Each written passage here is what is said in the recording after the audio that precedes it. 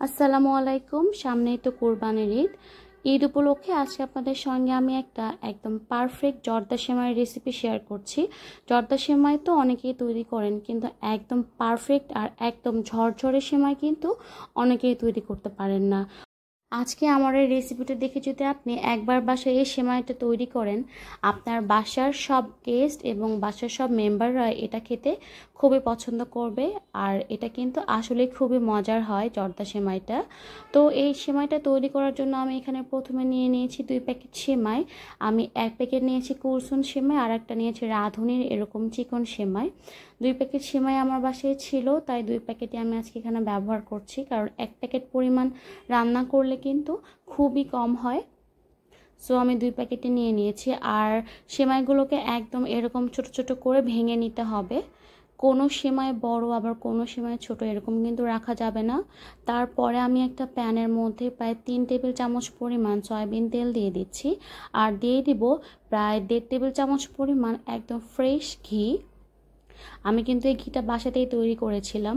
আপনারা চেষ্টা করবেন পুরোটাই ঘিয়ের মধ্যে করা, তাহলে কিন্তু এই সেমাইটা আরও অনেক বেশি মজা হয় খেতে। আর যদি মনে হয় যে এত পরিমাণ ঘি আপনি খেতে চাচ্ছেন না, তাহলে আমার মতো এরকম অর্ধেক ঘি আর অর্ধেক তেল দিয়েও কিন্তু সেমাইটা তৈরি করতে পারবেন। ঘিটা আর তেলটা একটু গরম হয়ে আসলাম, এর মধ্যে 4 টুকরো এলাচ দিয়ে দিচ্ছি। আর এলাচটা একটু ভাজা ভাজা হয়ে গেলে যখন দেখবেন খুব সুন্দর একটি স্মেল বের হচ্ছে, তখন এর মধ্যে আমি গুঁড়ো করে নেওয়া সেমাইগুলো দিয়ে দিচ্ছি। আর এলাচটাকে কিন্তু খুব সুন্দর মতো প্রথমে ভেজে নিতে হবে, তা না হলে কিন্তু এলাচের ফ্লেভারটা ভালো মতো সেমাইয়ের মধ্যে আসবে না। সেমাইগুলো এখন দিয়ে দিলাম। কোরবানির ঈদে কিন্তু আমরা অনেকে চেষ্টা করি যে খুব চটজলদি তৈরি করা যায় এরকম খাবার তৈরি করার, কারণ কোরবানি ঈদে তো অনেক ধরনের কাজ থাকে বাসায়। এজন্য করে আপনারা কিন্তু এরকম শর্টকাট রেসিপি বা সহজ রেসিপিগুলো বাসায় তৈরি করে নিতে পারেন, যাতে গেস্ট আসলে জাস্ট চট করে এটা সার্ভ করে নিতে পারবেন। আর এই সেমাইটা তৈরি করতে কিন্তু অনেক বেশি কোনো উপকরণও লাগে না, খুব সহজেই কিন্তু এটা তৈরি করে নেওয়া যায়। আমি এখন এই ঘি আর তেলের মধ্যে সেমাইগুলোকে প্রায় 10 থেকে 15 মিনিট ভেজে নিব, কারণ সেমাইগুলোকে আপনি যত ভাজবেন ততই কিন্তু সেমাইটা একদম ঝরঝরে হবে।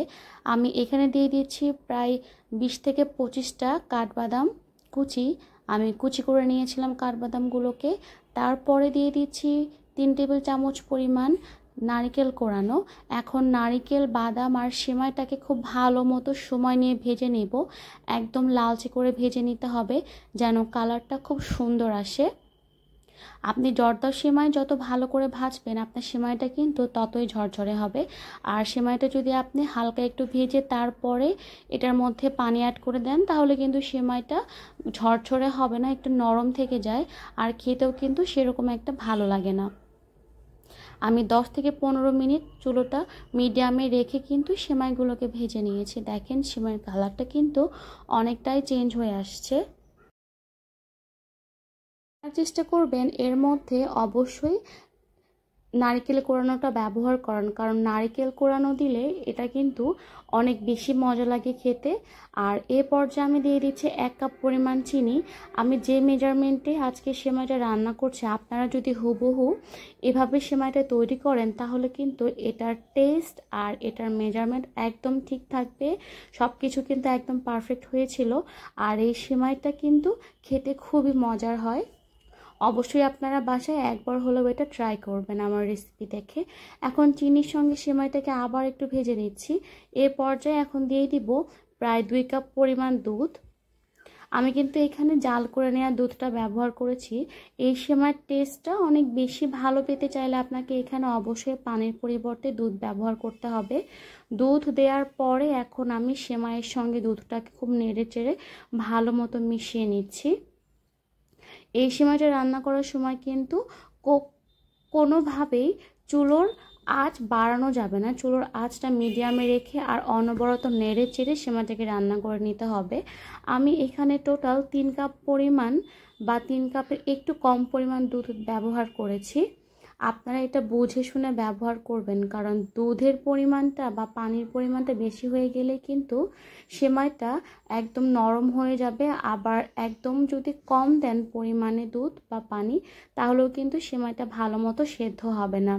আপনারা এখানে 2.5 কাপ দুধ ব্যবহার করবেন। তারপরেও যদি দেখেন যে সেমাইটা একটু শক্ত লাগছে খেতে, তাহলে আর একটু পরিমাণ দুধ দিয়ে দিবেন। দুধ দেওয়ার পরে দেখেন সেমাইটা কিন্তু ভালো মতো সেদ্ধ হয়ে গেছে, আর সেমাইটা কিন্তু একদম পারফেক্টভাবে রান্না হয়ে গেছে, একদম ঝরঝরে আছে। এ পর্যায়ে এখন আমি উপর দিয়ে আরও 1 টেবিল চামচ পরিমাণ ঘি দিয়ে দিচ্ছি। আমার সেমাইটা কিন্তু প্রায় তৈরি হয়ে গেছে। রান্নার এরকম শেষ পর্যায়ে যখন আপনি আবার ঘি দিবেন, তখন কিন্তু এটা ফ্লেভারটা আরও অনেক বেশি সুন্দর আসে। এখন ঘিয়ের সঙ্গে সেমাইটাকে ভালো মতো নেড়েচেড়ে মিশিয়ে নিচ্ছি। মিশিয়ে নেওয়া হয়ে গেলে কিন্তু চুলোটা বন্ধ করে নিব। তারপরে আমি সেমাইগুলোকে সার্ভ করে নিচ্ছি। দেখেন মাশাআল্লাহ সেমাইটা কতটা সুন্দর ঝরঝরে হয়েছে। আজকে যারা আমার রেসিপিটা দেখছেন, আমার চ্যানেলে যদি নতুন হয়ে থাকেন, তাহলে অবশ্যই আমার চ্যানেলটিতে সাবস্ক্রাইব করে দিবেন এবং পাশে থাকা বেল বাটনটিতে ক্লিক করে দিবেন। আমার ভিডিওটা যদি আমার পেজ থেকে দেখে থাকেন, তাহলে অবশ্যই পেজে একটা ফলো দিয়ে রাখবেন।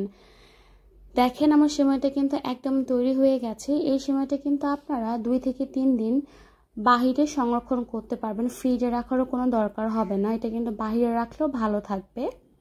আমি ডেকোরেশনের জন্য উপর দিয়ে একটু কাজু বাদাম দিয়ে দিচ্ছি, এতে করে দেখতে অনেক বেশি সুন্দর লাগে। যারা এতক্ষণ আমার সঙ্গে ছিলেন, আমার রেসিপিটা দেখেছেন, তাদেরকে অসংখ্য ধন্যবাদ। আমার ভিডিওটা ভালো লাগলে অবশ্যই লাইক, কমেন্ট এবং শেয়ার করবেন ফ্রেন্ডস এবং ফ্যামিলির সঙ্গে। দেখা হবে আবার নতুন কোনো পর্বে। সে পর্যন্ত আপনারা সবাই ভালো থাকবেন। আল্লাহ হাফেজ।